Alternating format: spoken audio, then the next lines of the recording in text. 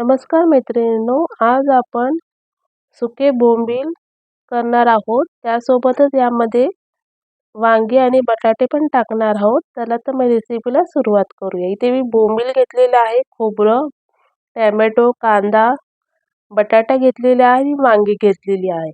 इथे मी बोंबील अशा प्रकारे भाजून घेणार आहे।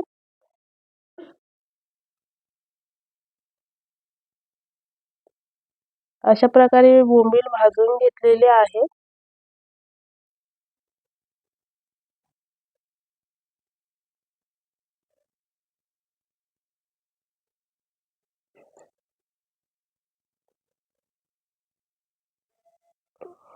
आपले बोंबील भाजत आलेले आहे, बघू शकता तुम्ही। आता हे व्यवस्थितपणे साफ करून घेणार आहोत। याचे मी बारीक बारीक तुकडे करणार आहे।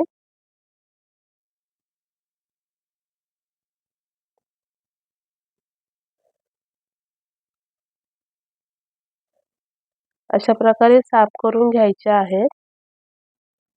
बोंबील आपले साफ झालेले आहेत। त्यामध्ये मी गरम पाणी टाकणार आहे। 10 मिनिटे असेच भिजत ठेवायचे आहेत। त्यानंतर 2 ते 3 पाण्याने स्वच्छ धुवून घेणार आहोत। त्यासोबत मी इथे वांगे आणि बटाटे आता कापून घेणार आहे।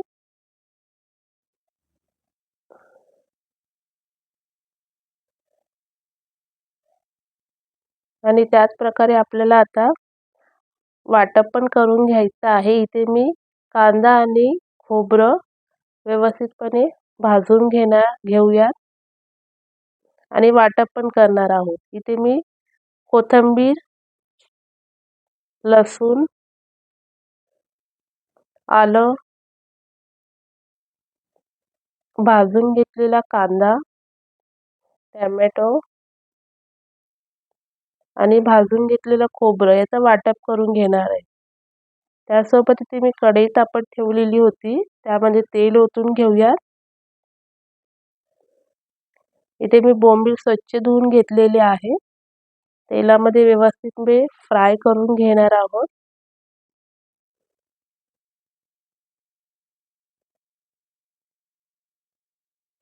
त्यासोबतच मी आता इथे कढीपत्ता टाकूयात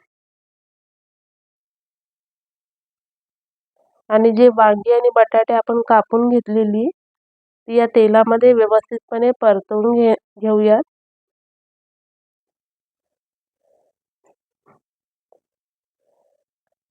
त्याचप्रमाणे आपण जे वाटप केलं होतं कांदा खोबऱ्याचं ते यामध्ये टाकून घेणार आहोत।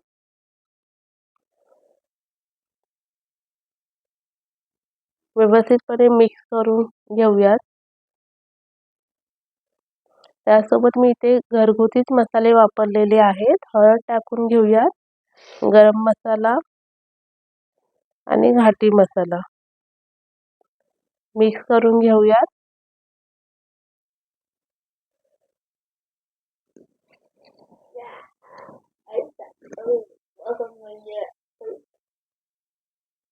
पाच मिनिटांसाठी यावरती झाकण ठेवून घेणार आहोत। त्यासोबत इथे मी गरम पाणी ओतले आहे।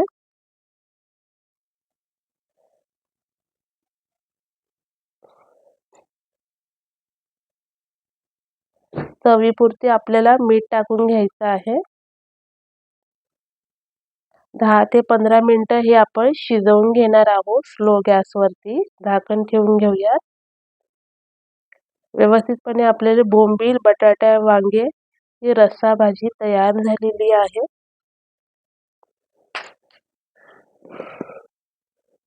कोथिंबीर टाकून घेऊयात। चला तर मग तुम्हाला ही रेसिपी कशी वाटली मला तुम्ही कमेंट बॉक्समध्ये नक्की सांगा। ही तांदळाच्या भाकरीसोबत खूप छान लागते, नक्की करून बघा। आवडली असेल तर लाईक करा।